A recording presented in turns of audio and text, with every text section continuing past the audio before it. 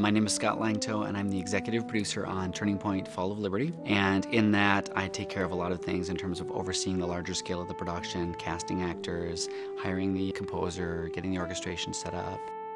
We chose to work with Michael Giacchino for a number of reasons. Michael is someone I've worked with for years, to begin with, but he's also just a fantastic composer. You know, I got involved with Fall of Liberty through mainly the executive producer, Scott Langto, and I've been working with him for over 10 years. Our history together has been very successful. We've won 2 AIS awards for scores we've worked on together in the past. So Michael really understands video games. He understands what games need. He understands the emotional impact that can be garnered from great music in video games.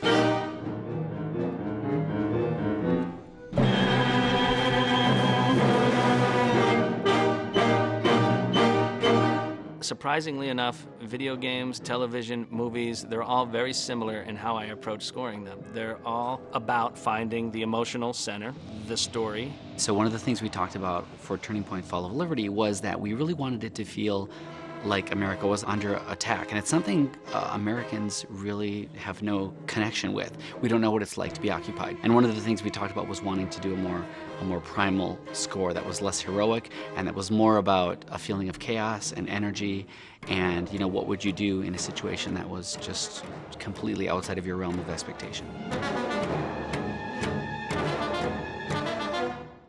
In a normal kind of World War II game, you would think that trumpets are a big factor in the score, and because trumpets kind of represent America and Americana and freedom and all of these things, or at least they've come to represent that. So I really wanted to do this score completely without trumpets to sort of represent the fact that that has all been stripped away.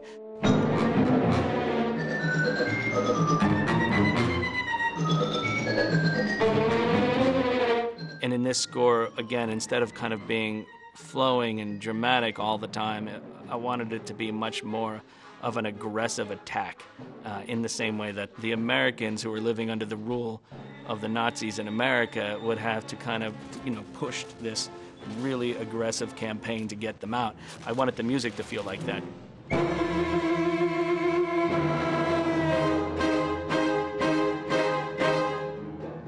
In terms of how we went about in capturing that kind of chaotic feel in the score, one of the things we would do to approach that was a lot of sparseness in the score. There's a lot of isolated sounds. There are gaps in the phrasing of the music. There are gaps in sort of the emotional connection to music, and there's a staccato sense to a lot of the music to propel the player and to kind of keep that intensity of sort of action and surprise going.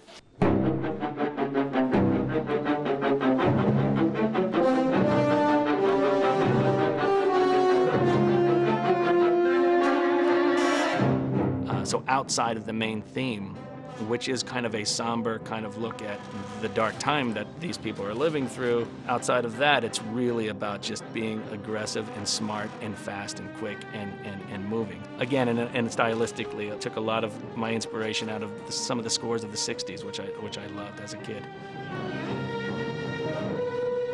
Michael is just a fantastic composer who happens to work in films currently, but is also willing to work on games, and so he was a fantastic choice for us.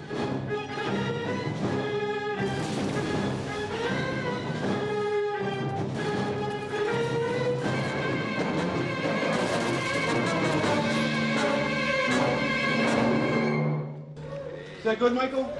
Beautiful.